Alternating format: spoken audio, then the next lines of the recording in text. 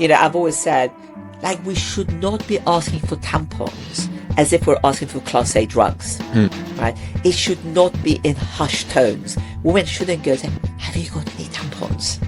Like, no, just... Welcome to Aha Moments with me, Kobi Omenaka. My guest in this episode is Affi Parvizi Wayne. Affi is the founder of Freda, which initially started off by selling period products direct to consumer through the post, and she's now expanded into much, much more. I used to work with Affi in the before times, before the pandemic, 7 or so years ago. It's like you were so sort of unfazed by talking about sort of organic pads and tampons and the advantages as opposed to something else. So you sort of gave me hope that I could do this, right? Because everybody else thought I was totally bonkers. We talk about how period care is a necessity, not a luxury, and how that affects people in different situations, ranging from refugee camps all the way through to people in office buildings, from the executive floor all the way down. Oh my God, what about pads? Right? And they went, well, off the record. And they went, no pads. And I went, that's interesting. Why not? And they said, off the record, emergency planning is done by men. They just haven't thought about it. And women haven't asked for it because they're embarrassed. I learned a lot from working with Affi and the team at Freda, and I was really, really keen to bring her onto this episode, onto this podcast, so she can distill down some of the knowledge she gave to me in those few months into a few minutes and pass it on to you guys, and hopefully you can pass it on to the next person and to the next person and to the next person. And this dad walks up to them, this guy, and goes, what are you doing? And they explain. They said, we've got some money, we're buying pads as a donation for women in Gaza. So this guy says, I've got daughters, and he's sort of tearful and says, I'll double whatever your donation is, and just buy double.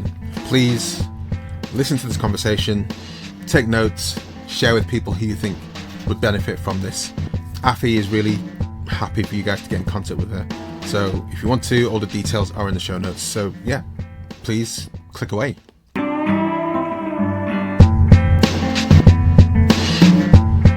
Hey everyone, I'm here with Affi from Freda.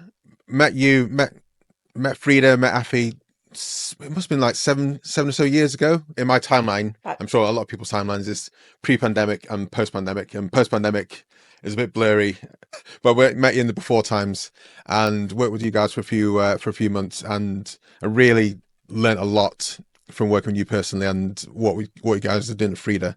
And we'll get to Freda shortly, but I'd love to, if you can give everyone who's listening and watching a potted history about your life and how you came to start Freda in the first place. Well, first of all, thank you for having me on your podcast. And it was 7 years ago when we first met. Yeah. And I think you were one of the first few sort of user experience type trial for me. I was just testing out, how does it feel to talk about periods to men? Right. And you were the easiest because I wasn't the easiest.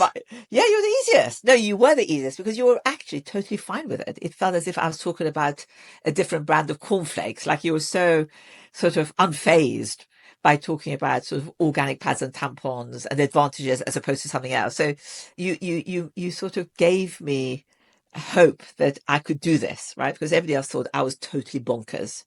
Oh wow! So because what was the typical reaction? Carry on, sorry. Well, my background sort of was in management consulting. I worked in the automotive industry, oil industry, very boring, very male dominated, and took a career break. And for various reasons, I'm from refugee stock. And when I was having a career break, this is when the Syrian refugee crisis was taking place. And, and as a woman, from that background, I was just looking at these women being stuck at various borders and wondering, how do they manage their most basic needs? Yes. Right. And to my great horror, found out that nobody was thinking of them. Right. And so that's what sort of got me thinking about, maybe, I've always wanted to do my startup. I always wanted to do something that was impactful and so look into period care space. And the reason why people thought I was bonkers was because it's a space that's worldwide is dominated by literally 2-3 conglomerates. Very difficult to break into that. Yeah. I think nobody in their right mind sitting in their kitchen wants to take on Unilever or Procter and Gamble. Well, people want to, certainly, but whether they do or not. And first of all, whether you want to, whether you will do it, and what's your strategy to take them on, right? Or do you take them on but run parallel to them, right? And that's basically, it was my view was that actually, yes, they're there, but I'm going to be doing it differently, right? And let's see what happens. And I'm not afraid of failure. And so I thought, the worst that can happen is it just doesn't work out, Oh, and that's fine. And that's fine. So that's how, the whole idea came about. I saw it as a challenge. And, I was very lucky that sort of what was happening generally in society was in my favor. The Me Too movement had started. There was a lot of talk about transparency in what we buy. However, that drive for transparency didn't extend itself to period products. So that was a good hook, right? So, what do you talk about? You talk about, hey, you know what you drink, what's in your juice, what's in your washing powder, but do you know what's in your tampon, the most intimate product you use? Right. So that gave us a good in. And we did it very differently. The branding was very different. I wanted to create a new category. I didn't want it to sit next to detergents. And is that where it normally? Is that where it? Yeah, they used to. Okay. Because that's when, even if you look at the vocabulary, I mean, there are layers and layers of what was wrong with the space. Why do you call it sanitary products, right? I mean, just by the mere fact they were called sanitary products, it meant that periods were dirty, right? So you needed sanitary products, to make them all clean. Hygiene products, well, they're not unhygienic, right? So my view was, if you can have dental care, right, you can have period care. So, like little changes, you stop calling them feminine hygiene, right? And, then there were many other startups and they all believed in the same thing. And so now nobody refers to it as feminine hygiene. Even in Tesco and Sainsbury's, the aisle is called period care, right? And I think that is great progress. 100%. Right? And so that is sort of an accelerated where we started and where we are. And well, not still where we are. But, that's the story of Freda. And I can carry on, or you can ask a question. Cue Kobi to ask a question. So I mean, it begs the question: is there a typical response that men have when you talk about Freda? And what is that? And what should we as a monolith be looking for? I guess. Well, I think the typical response then, which is slightly different now, the typical response then was, "Oh, you need to speak to my wife." Yeah. Right. Oh, I don't know anything about this. You need to speak to my daughter. Right. So it was like, this has got nothing to do with me. Right. And I remember talking to a potential investor and we were saying, actually, you know what, this is going to be, the box will come through your letterbox every month. Right. The woman doesn't have to even think about it. And I went, oh, no. I mean, he said, well, actually, he's got an added advantage that we know as men when to keep away. And I was thinking, actually, this was my unintended intention. Consequence, yeah. Maybe that's not such a good idea. And so, there were little feedbacks that they weren't meant as feedback, but I took them as feedback, right? Saying, okay, so we need to take that into our narrative. Yeah. Right? Or when we pitch to a rather large private bank who are on 9 floors, and they said, oh, yeah, why don't we introduce it on our executive floor? I went, why executive floor? How many women have you got on your executive floor? Oh, not many. And I said, but why? Right? You've got 9 floors. And it was because the idea there was that this is a nice to have, right? That actually the optics are good because if somebody visits us, we look inclusive, right? So we'll put it in the floor where the decisions are being made. Right. And I went, well, I'm sorry. I mean, the whole point of Freda is access, right? If you only want to have it for executive floor, pop down to Boots and buy something, right? You either put it on all your 9 floors or don't bother. Yeah. Right. So and nowadays it's slightly different. This is like we're going back slightly pre-pandemic, right? I mean, it still is the case. And, you talk about your aha moment. And this is what I've always tried to do, right? You want them to feel what it's like. What is it like? Like, I was pitching to a cricket club, and the guy, one of the head coaches, couldn't get it, right? He said, like, why? Why is it the club's responsibility to provide those products, right? It's obviously, surely it's up to the parents, right? To the parents. Okay. Yes. So yeah, for you, yeah. So for like, the young players, surely the parents have to think of all this. And you think, well, yes, but you're not providing products for every month for their cycle. You're providing products just in case. Couldn't get it. So I said, listen, have you got a daughter? He went, yes.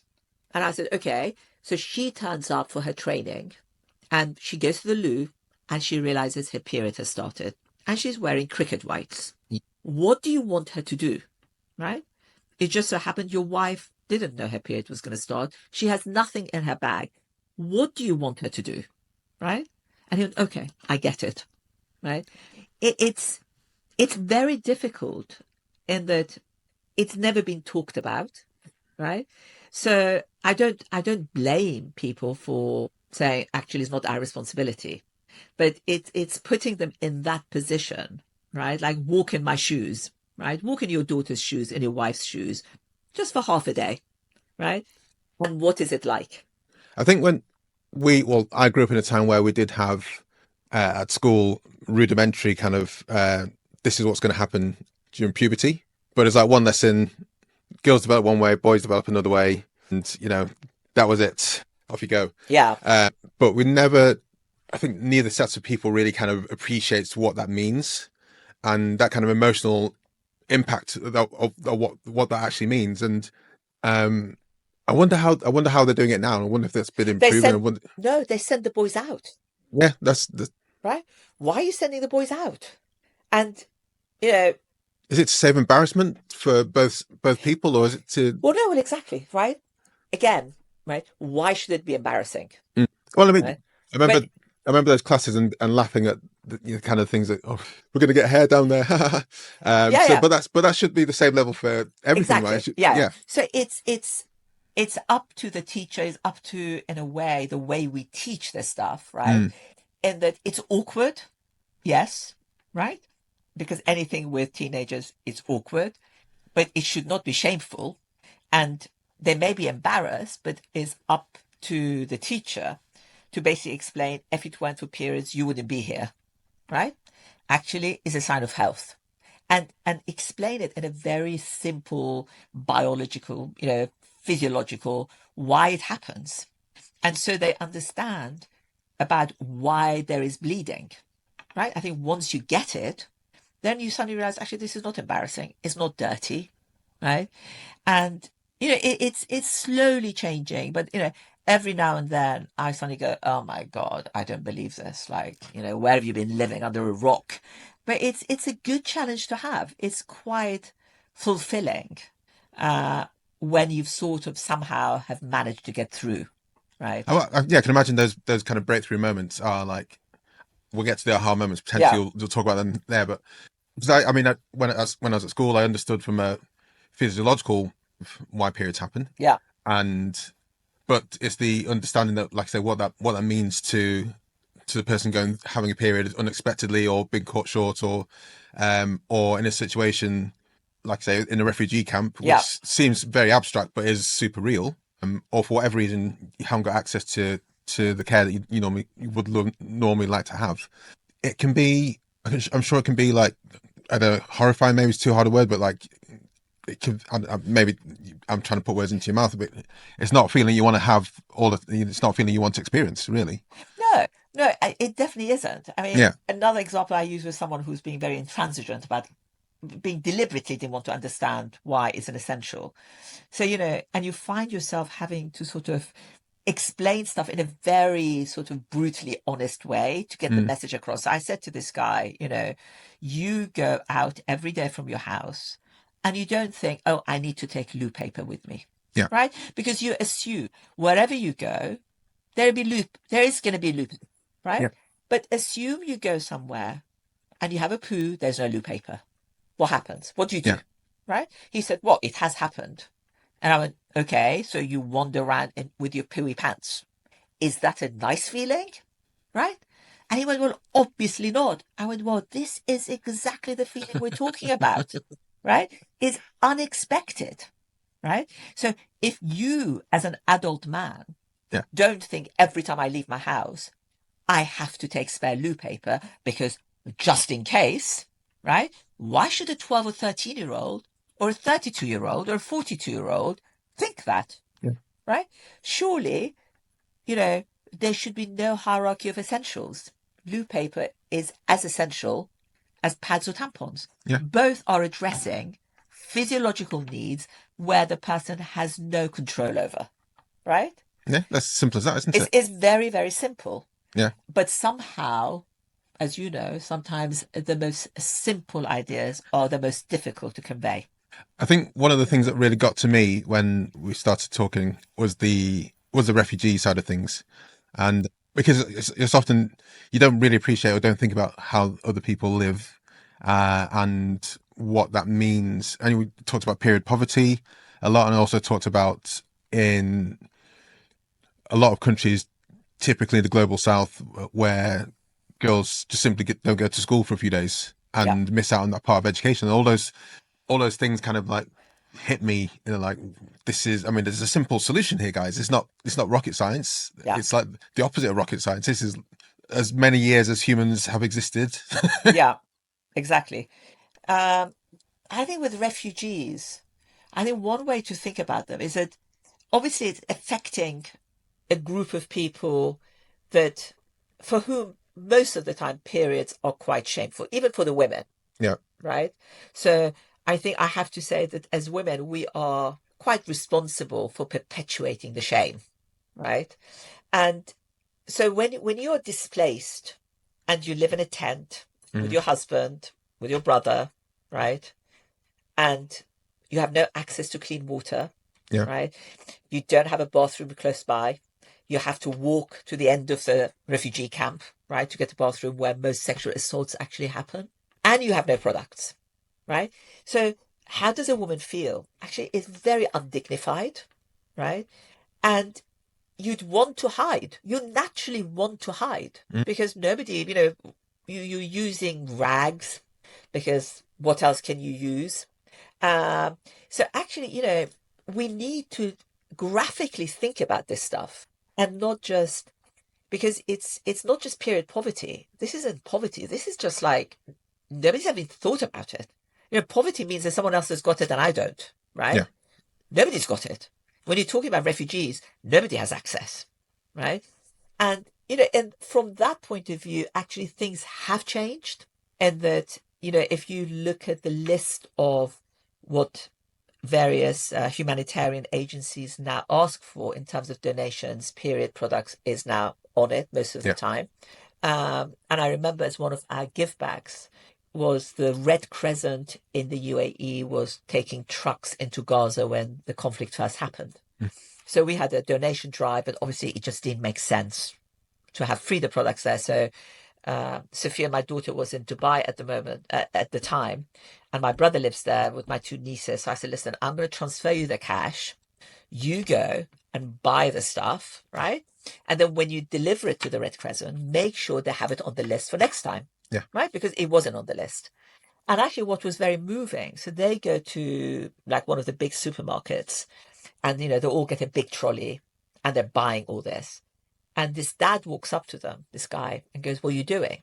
And they explain. They said, we've got some money. We're buying pads as donation for women in Gaza. So this guy says, I've got daughters, and he's sort of tearful and says, I'll double whatever your donation is and just buy double. Then they got like workers in the supermarket coming and giving what they had, right? Wow. Whether it was £1, whether it was £2, and the whole supermarket was galvanized. And this is in Dubai, Yeah, yeah. right? To helping. The Uber driver didn't charge them. the supermarket sort of added more to it. So, so it in a way tells you that humanity wants to help, right? Once the opportunity is there, it's just that we need to create the conversation. We need to allow people that chance to help and change the way periods are perceived, change the way the plight of women is perceived. So that was, for all of, my daughter and my nieces and her friend who were there, it was a very moving moment. And my niece was crying because she just couldn't, the level of kindness was so overwhelming. And it just sort of allows you to carry on. You just think, I know there are some people who just don't get it, but actually this is good. So I think we just have to think in terms of that, wherever a woman finds herself outside of home, she should really have easy access to products. Yeah. Just in case, right? Nobody's asking employers, schools, hotels to supply monthly products. No. Yeah. Right? Is this one time? And we worked out the maximum is going to cost the company is less than £1 a month. It's not much, right? But the impact of it is significantly more than that. So when we've done our research, companies who are providing, especially eco products, because, and that has a give back, women first of all feel they're seen, they're respected. They feel that, their company is not only is supporting a female founded startup, is also their purchase is allowing access and donation to women in need and more vulnerable women. And all for less than £1 a woman a month. Like, surely we can all, it's less than the sugared almonds. So, yeah, it's no brainers, isn't it? That's, yeah. There's, a lot of trendier office spaces, office buildings now give you free beer on a Friday and give you like free coffee, and you kind of think, well, I think you can just it's the same idea, but an essential. No one needs a free beer. It's a very much nice to have, but you can have the free beer. There's no reason why you can't have the necessary tampons, the necessary period care, right? It's not. Yeah. It's not difficult, and I'm sure the different pitching conversations would have been different for those guys. Free beer, yeah, we can give beer to our employees. Why not? Yeah, and then you're like, we want to make sure your employees have period care, but why? It's just that's like. I know, surely. Is that something we've got to do? And another thing I always get is, well, if you're starting offering pads and tampons, why not condoms? And he thinks, hold on a minute, it's like, what's condoms got to do with pads, right? So, which goes back to perception, right? How do you stop somebody in their track and say, just hear yourself? How are you comparing condoms? Are you encouraging sex in the office? Like, what were you doing? And and the same thing goes into hotels, right? You kindly posted that picture of Freda in one of the Malmaisons, I think. It's again, to me, it was a no-brainer. Like, have these hotels never canvassed? Have they never asked their female guests, what is it you'd like? Right? Do you really like mini sewing kits? I love a mini sewing kit. I love a mini sewing kit, right? You know what? I go into a hotel because I need my shoe buff, right? Or the little plastic shoe horn. Or, when my period comes, hey, I've got earbuds. Why haven't people thought about this? It's kind of insane, isn't it? Because there's all these little things. Have a toothbrush. Have a toothbrush with a super tiny toothpaste, but they don't have period care. No. There, even to ask for behind the reception. It's like, okay, well, you're doing all the other things. You're doing like 99% of the other things. Why not just this extra bit? And if it needs to be one or another, then I'm sure you can get rid of the little sewing kit, because I don't think anyone uses that. People might take it home with them. If that, how many mini sewing kits would you have at home? There are so many. They're like, you just don't use them. And also, like, the idea that, we have it behind our reception, right? And I'm saying, okay, have you ever, I said, go home, if they're a man, go home and ask your wife, your girlfriend, whoever, that if they were in a hotel and they were in the bathroom and realized their period had started, what would they do, right? How are they going to go down to reception? Are they going to stick some tissue paper down their knickers and waddle down? Will they ring and say, can you bring me some pads? I said, they won't. They simply won't, right? So what is the point of putting them behind reception? Because it's not like toothpaste where you can wait. You've been caught unawares. It's unexpected, which happens when people travel, right? And have it there. And that's why, like the likes of Malmaison just got it, right? But their sales director is female. And she said, leave it with me. I'm going to go to the board meeting and I'm just going to explain. And she did. And they got it. You know, they had their special holders. I mean, it holds pride of place in all their bathrooms. Yeah. And I tell you, the amount of positive PR they've got, unpaid for, right, is extraordinary. Well, that's when you're talking about that pound per month per person. That's obviously within a closed company, but that how much does that PR help them? Unexpectedly, obviously, I'm sure the sales director wasn't thinking of that when she did it. But hey, that's a lovely bonus to have, isn't it? Yeah. And so you know, we've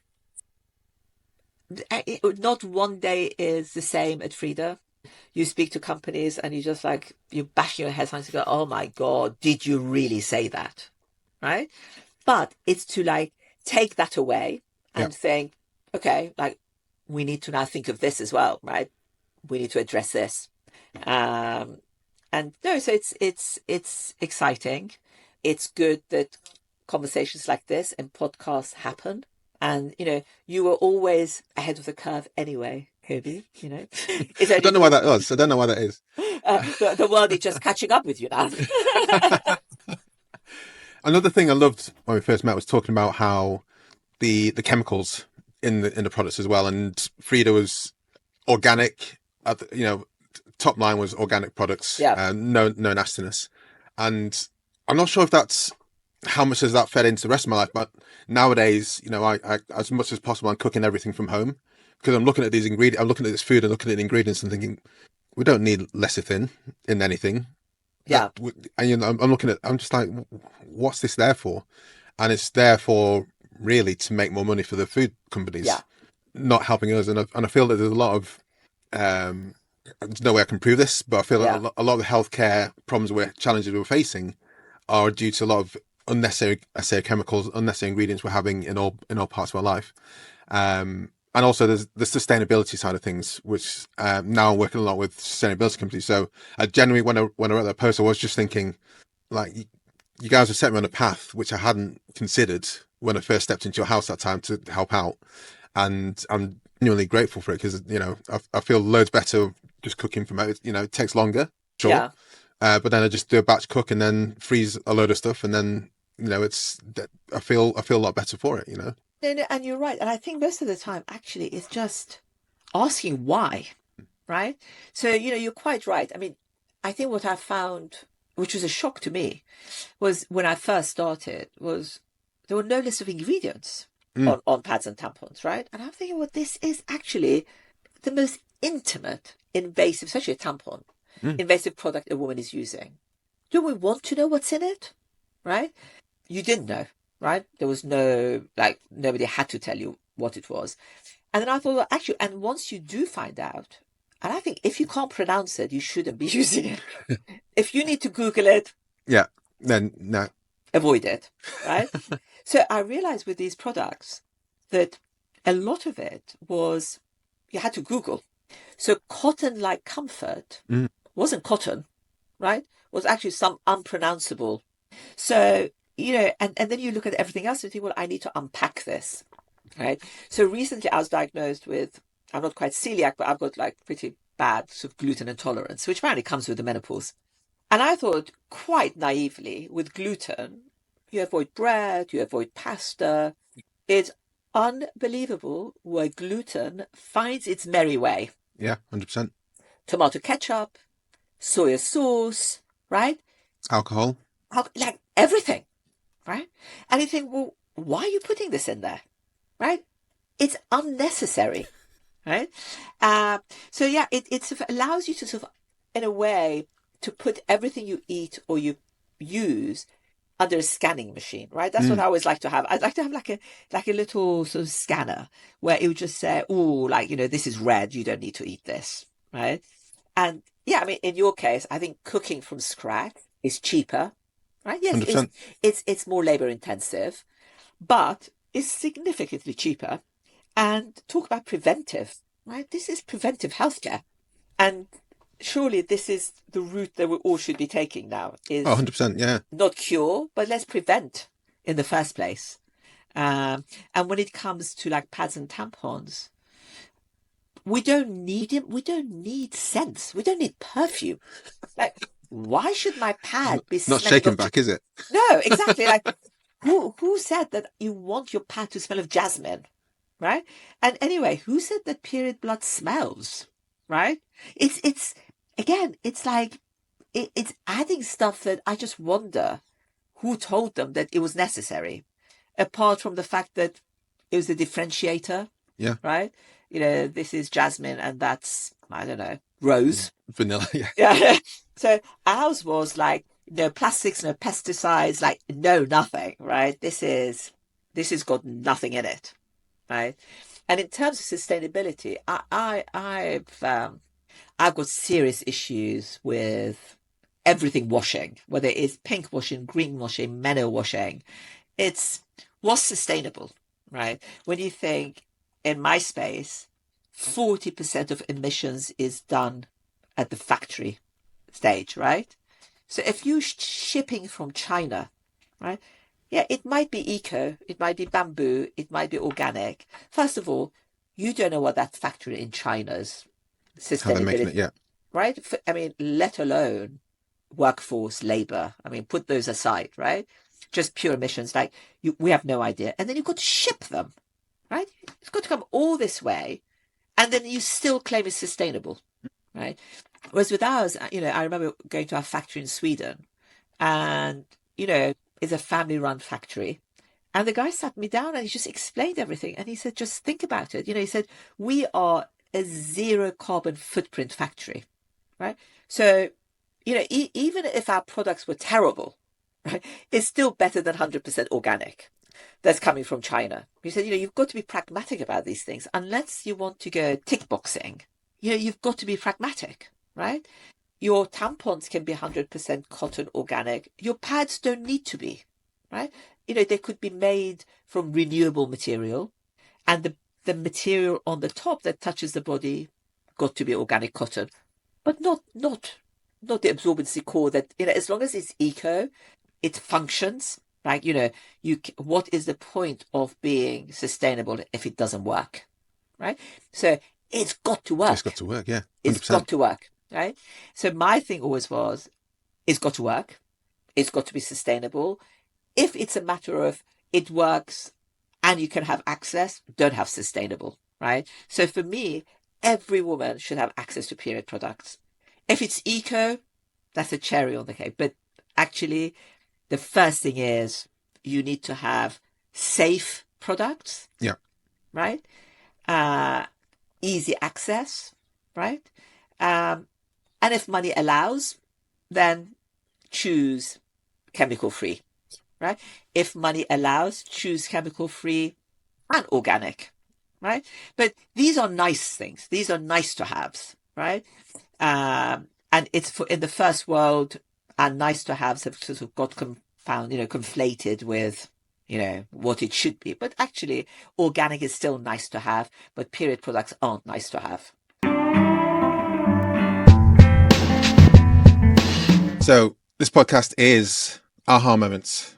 So I've got a few questions for you related to that. So can you think of any aha moments that you've had either with Freda or a previous life, where there's that kind of light bulb moment for yourself, or light bulb moments that you've had with your clients or customers? And then how have you then kind of curated the experience to get people there? And I think we probably talked about a few of them where you explain to people, like this, men generally, what the importance is. But is there anything that resonates with you with that statement? Well, I think my first aha moment, I think for me and the person I was speaking to, was to do with refugees, actually. Right? Is when I spoke to World Food Programme, who were providing the hygiene kits, right? So this was pure research, right? I said, it's great that you're providing hygiene kits to displaced people. I'm curious what's in it. There is toothbrush, shampoo, talcum powder, a razor blade. They're talking and I'm listening. And I go, that's great, right? What about pads? And you could see this was a moment for both of us thinking, oh my God, what about pads? Right? And they went, well, off the record. And they went, no pads. And I went, that's interesting. Why not? And they said, off the record, emergency planning is done by men. They just haven't thought about it. And women haven't asked for it because they're embarrassed. So it's gone overlooked, right? So it wasn't intentional. So there was no malice. There was no sort of planning beforehand that let's overlook women's needs. It was just that nobody thought about it. Yeah. Right? And I remember right then thinking, God, how many other incidents are there when the World Food Programme now do provide all this stuff. But that was a serious sort of, oh my God. Like, that's a different level. Oh my God moment. Yeah. And when I said razor blades, why are you providing razor blades? Yeah. Do you know what the answer was? Men need to shave because they need to have their dignity. You go, okay.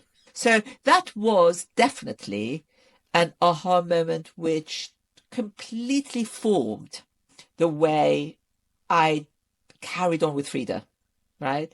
Saying, okay, that has got to be my foundation. Let's start with total acceptance that nobody's thought about it. And you go from there. Yeah. Right? Have no expectation at all, no judgment, no expectation that these products are provided outside of home. And let's go from there. And no judgment was very important. I mean, I may judge when I get back to Freda, but at the time you have to think, I get it. Women don't talk about it, but now that you know, let's do something about it. Yeah, definitely. Yeah. Have you? We've talked about this. This is going to be slightly tangential. Yeah. We talked about the love of Hamilton as a musical. Yes. Have you seen the musical Come From Away? I don't know if you No. So that tells a story of planes that were diverted after the 9/11 attacks. Okay. And they landed in Newfoundland. I think it's Newfoundland. I'll correct this in the show notes if it's incorrect. And one of the songs talks about, okay, we've got dozens of planes that have landed in a place that doesn't have the capacity to take all these people. And one of the songs talks about going to the supermarket, getting food, and then the person goes back and gets hygiene, shaving and stuff like that. And then one line in the song is, we've got lots of women here of childbearing age, and the guy was like, so what does that mean? And then the lady goes, okay, I'll go to the supermarket and get all these. And that's in one line of the song. And every time I hear that song, I think of you, and I think that's just what happens. Is it's just, and this is ostensibly in the first world nation, people who have been very privileged have got on a plane and they've been directed somewhere safe, but then it's still not just refugees. It's just in life. It just it's a forgotten thing. It's something that's not thought about. And also the fact that literally we all now notice. I mean, if you look at some of these female activists, there only has to be a line about pads and tampons and periods in a film, in a musical, it gets pointed out, right? Yeah. Because we've never talked about it, right? So we very much notice now that you can say things like this, and that's great, right? This is all part of removing one thin layer of it's secret, right? And I've always said one of Freda's big taglines was that periods are personal, they're private but not secret. I mean, there's a very fine line between private and secret, right? And I've always said, we should not be asking for tampons as if we're asking for Class A drugs, right? It should not be in hushed tones. Women shouldn't go say, have you got any tampons? No, just, first of all, you shouldn't be asking for them. And, and secondly, don't ask them in a sort of a hushed tone. And interestingly, somebody I know whose wife is a swimming instructor, she had this little girl, I think she was 11, 12, and her period had suddenly started. Caroline was running around asking every woman in the office, parents, do you have a product? Because this girl was just like distraught, and nobody did, right? So I was just saying, listen, I'll give you a free box, right? You just put it in the office, because, and hopefully once your products run out, I don't care, you can buy cheap ones or you can buy Freda, but you need to sort of, one incident like this should not be repeated again. Yeah, definitely. Right. Any aha moments in products or services that you love and use for whatever reason, for fun, for business, when you first heard about it or started using, you're like, I need this in my life? Well, I'm gonna go a bit rogue and off piece with my aha moment, right? Love it. So go on. I think my aha moment was getting dogs.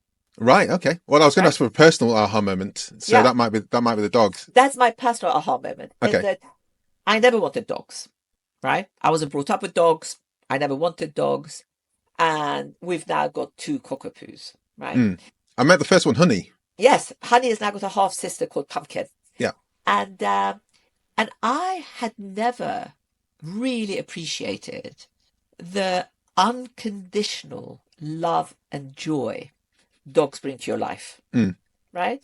And, and how they live in the moment. I mean, my aha moment with the dogs is that I have to go and put the bins out. And when I come back in, as if I've been away for a year, right? Their joy in seeing me after 20 seconds is extraordinary, right? And I love that. And I try and replicate this, thinking, you know what? We've really got to live in the moment. Yeah. Right. We've got to, we shouldn't appreciate it only when it's gone. And this is what happens, right? We always sort of think with great hindsight or retrospectively. And I think my dogs don't, right? Every time I take them for a walk, Pumpkin picks up a little stick. I mean, that stick to her, right? It's diamond. So, I mean, that has been an extraordinary aha moment for me, personal aha moment. Products and services, I think, I don't know whether you knew. So 5 years ago, I got diagnosed with bladder cancer. Yeah, you told me. Yeah. Yeah. And, I knew nothing, thankfully, about, what the cancer entailed, what the treatment for cancer entailed. And, I was at the Marsden. Every bit of the Marsden, right, was... That's the hospital. Yes. Yeah. The Royal Marsden Hospital. Every service, as soon as you step in, right, every bit of it was like, oh my God, isn't that amazing? Right? Why can't we do this everywhere else? It was nothing, not necessarily in the treatment, right, but in the way they talk to you, right? You sit down, there are volunteers coming and offering you a cup of tea, right? It's putting, and I think this, to me, again, we should apply this everywhere, putting the person before profit, putting the person before anything else, right? So as a patient, you're king, right?